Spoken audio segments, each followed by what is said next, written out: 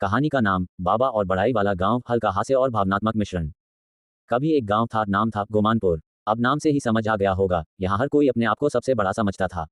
कोई कहे मेरे खेत सबसे बड़े, कोई बोले मेरे घर की छत सबसे ऊंची, और कोई तो बस अपनी मूंछों पर ही घमंड करता था। एक दिन गांव में एक अजीब साधु बाबा आए। लंबे बाल, लंबी दाढ़ी और कंधे पर एक झोला जिसमें घंटी, एक लकड़ी की कटोरी और एक पुरानी किताब थी। बाबा ने पीपल के पेड़ के नीचे डेरा जमाया।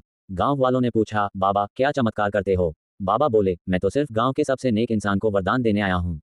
बस फिर क्या था, पूरे गांव में होड़ लग गई।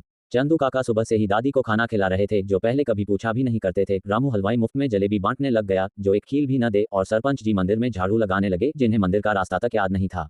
बाबा सब देख रहे थे मुस्कुराकर। 3 दिन बाद बाबा बोले, अब मैं उस इंसान का नाम बताऊंगा जो सच्चा है, निस्वार्थ है और जिसे वरदान मिलेगा। गांव भर इकट्ठा हो गया।